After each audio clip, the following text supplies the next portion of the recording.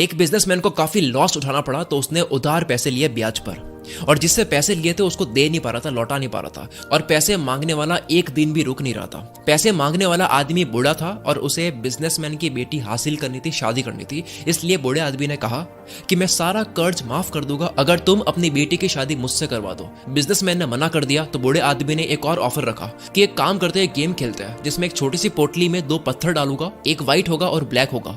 Businessman को बेटी को पत्थर उस पोटली में से निकालने हैं। अगर व्हाइट निकल गया तो सारा कर्ज माफ कर दूंगा और शादी भी नहीं करनी पड़ेगी, और अगर ब्लैक पत्थर निकल गया तो कर्ज तो माफ कर दूंगा लेकिन शादी करनी पड़ेगी। बाप और बेटी दोनों एग्री हो गए, पूरे गांव वालों को इकट्ठा करा। मुखिया भी वहां पे देख रहा था। जमीन से 2 पत्थर उठा करके बूढ़े आदमी ने पोटली में डाले और लड़की ने देख लिया कि उस बूढ़े आदमी ने दोनों ही पत्थर ब्लैक डाले हैं, और ब्लैक पत्थर का मतलब हुआ कि कर्ज माफ लेकिन शादी करनी पड़ेगी। अगर लड़की गेम खेलने से मना कर दे तो शादी तो बच जाएगी लेकिन बाप का कर्ज माफ नहीं होगा, और अगर दोनों ही पत्थर निकाल के उस बूढ़े इंसान की बेइज्जती कर दे तो वो आदमी कभी ना कभी बदला जरूर लेगा। इसलिए लास्ट ऑप्शन था कोई एक पत्थर निकालो जो कि ब्लैक ही निकलेगा और कर्ज माफ के साथ में उसको शादी करनी पड़ेगी। लड़की ने चालाकी से गेम खेला, उसने एक पत्थर निकाला और एक्टिंग करके ग्राउंड पर गिरा दिया, और वो पत्थर नीचे गिरे बहुत सारे ब्लैक और व्हाइट पत्थर में मिल गया। लड़की ने कहा ओ शिट, ये मेरे से गलती से गिर गया, लेकिन एक काम करते हैं, दूसरा पत्थर भी पोटली से निकाल करके चेक कर लेते हैं। अगर पोटली में से अब व्हाइट निकला तो मैंने जो उठाया था वो ब्लैक था, और अगर पोटली में से अब ब्लैक निकला तो मैंने जो उठाया था वो व्हाइट था।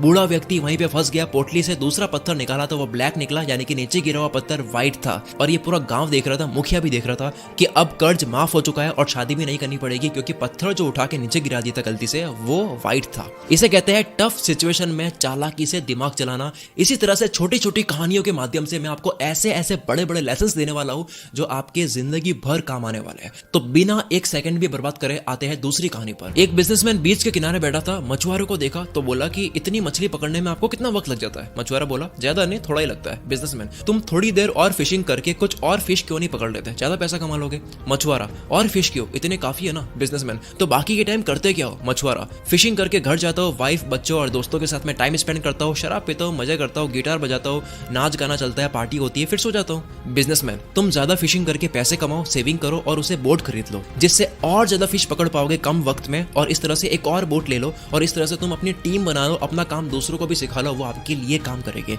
कंपनी सेटअप कर लो, एक प्रोडक्शन प्लान